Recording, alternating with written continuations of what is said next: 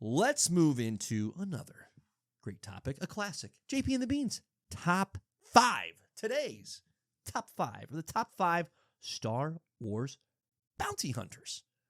Beans, without further ado, you go first. Yeah, my number 5. This might be a bold take for number 5. That's I have great. Boba Fett at 5. Mm-hmm. And maybe it's because his show was just kind of took his aura out of it for me, maybe. Like but in the sense they brought him back to life? yeah, maybe a little. Yeah. Maybe a little. Or just because like the show just was not that fantastic. Wasn't great. It wasn't that fantastic. Yep. So, but just for the cred, like I kind of just had to put him at 5. So that's kind of why Boba's living at 5. That's fine. The one that didn't make my list that I almost put over him was his dad, Django, just because I remember when Django was in Clone Wars, I'm like, this dude is awesome. Yeah. This dude's sick. Yeah. And then head decapitated by Mace Windu. But, Dead. Which- Very dead. by the way, instant. Like, Yep. you're just like, oh, he's done. Yep. Go That's on. unfortunate. Go on. But, yeah, so Boba Fett at 5 for me. That's great. My number 5 is IG-11. First of all, terrible name, and I'm really saddened by that. But this droid, okay, so there's a couple versions of this droid bounty hunter. IG-88 is an iteration that was in the original, what I'm going to call original trilogy timeline. So Darth Vader deployed this dude to go do some of his dirty deeds. But just the sheer fortitude of this son of a gun. You would think, okay, droid bounty hunter, this really shouldn't work. But this guy has visual ability to see all around him. And then he's got the rotating body that allows him to really attack and address any angle at any given time. And here's the really fun part. Dude's not afraid to blow himself up, right? Gets in the super tight spot where he's going, well, I'm not going to be taken alive. And just boom, annihilates himself along with everybody around him. That's pretty hardcore. So that's my number 5. My number 4, this is a total cop-out, I'll admit it. I can't pick between Django and Boba, okay? On the one hand, you got Django, right? Who, all right, he's there and he's the origin of the clones. Pretty cool, right? He survives against Obi-Wan, all right? Not bad, not bad. But then, of course, he gets decapitated by Mace Windu, who just doesn't have a lot of screen time, right? You're like, it was just a little brief. He showed his fortitude, but just didn't get to hang out for very long.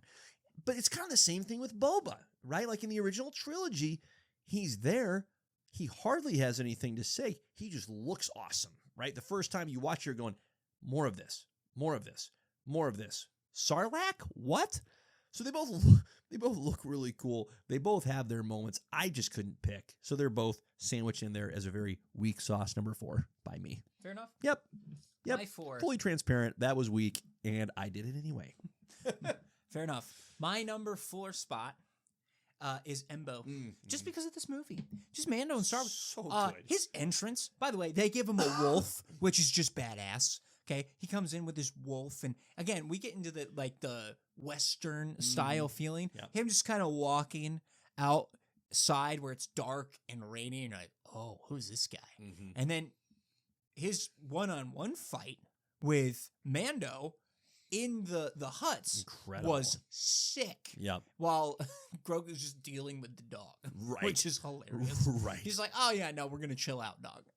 But they are going So back to funny. back. He is so fun to watch fight. His weapon arsenal, sick. Give me more of that guy. Yeah. Give Yeah. me more of that guy. Clearly a really skillful fighter. Oh, for sure. Totally. All right. My number 3, Cad Bane. I go back to being a kid watching Clone Wars as it was coming out on Cartoon Network. And I see the trailer for this guy. I'm like, I've never seen that guy before. And then you watch the episode, and I believe it's I just rewatched like some clips. I'm pretty sure it's the one where he's gonna go capture some senators for whatever reason, right? Yeah. Just cuz. But he immediately takes over the screen, and he is established as like the next big bounty hunters after Django's death. So he's the guy. But when you listen to him talk, like holy crap, like scene stealer. His voice is so cool. The voice is tremendous. I isn't even it? go back to Boba Fett, and now his look is a little rough in Boba Fett compared to the animated. Okay, there was a weird part in the jump. I think he looks more badass animated, but he still in Boba Fett has the aura. When he walks in, you're like, oh, people are going to die. Yeah. And he's not going to care. Yeah. So I have Cad Bane personally at number 3 for myself. That's fantastic. My number 3 is Embo. So we're going to have some overlaps here, which is great, fun, and fantastic and wonderful. Yeah, Embo's skill set is tremendous. Like the fact that his dome piece is that functional is incredible. Like you said prior to recording, a little bit like Cap's shield. Like, yeah. And he's using it intentionally, not as a desperate, but more as a intentional utility. That's pretty dang savvy. That's pretty dang cool. I wish they would have given him, at least in this movie, a few more things to say. Like, I'm not sure if he said anything. Maybe he did. Maybe he didn't. It weirdly added to him, though. It did. It worked. I just wanted to hear what his voice would sound like. Now, here's the fun thing, right? You mentioned the dog.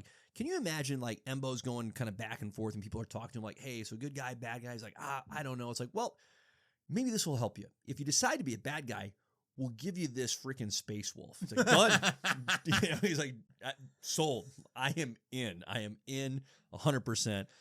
I would respect that. I respect that because it's a great add-on to the character. My number 2 is Cad Bane. The look is tremendous, and really this was probably the first time that you got the Old West look in Star Wars, because he looks just peeled straight out of Old West and plugged right into the Star Wars universe with the flat hat, just the cowboy gunslinger coat look, just tremendous. I loved what you said about his voice. It's so friggin' good. It just reeks of, whew. Yep. Okay, let's not get on this guy's bad side.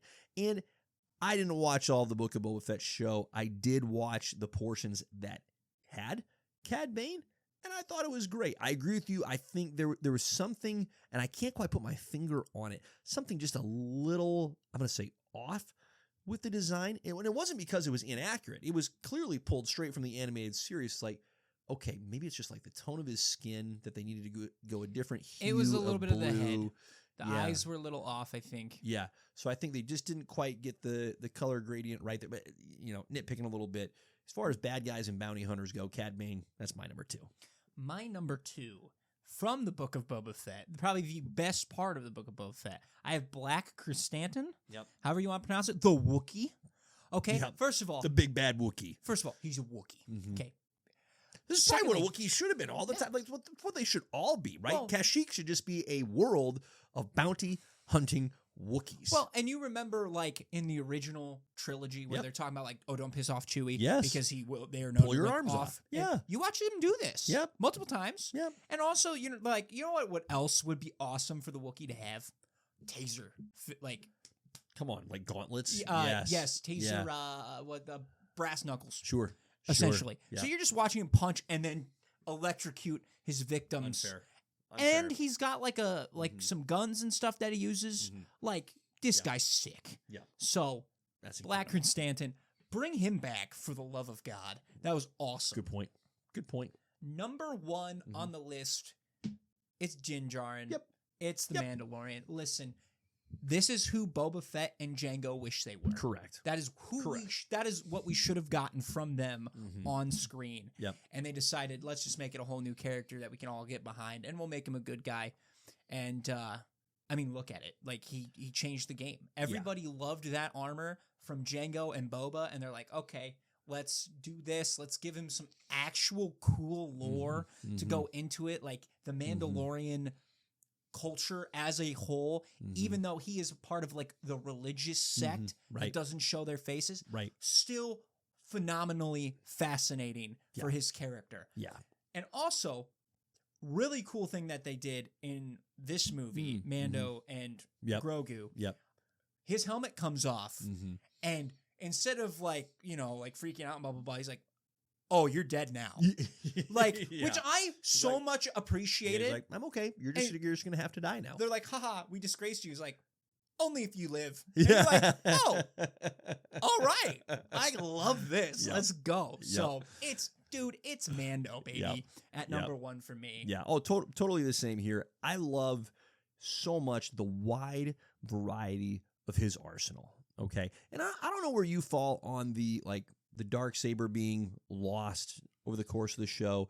The one thing that we didn't get to see that I wish he still had and was still using was the spear. Like, that thing was a lot of fun to watch in action.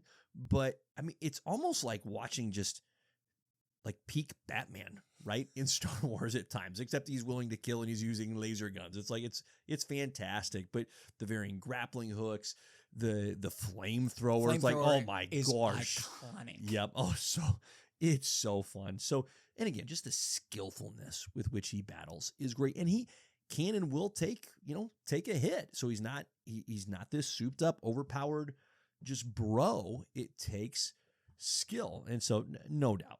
We don't have to overthink this. It's Mando number 1. Absolutely. Yeah, no question.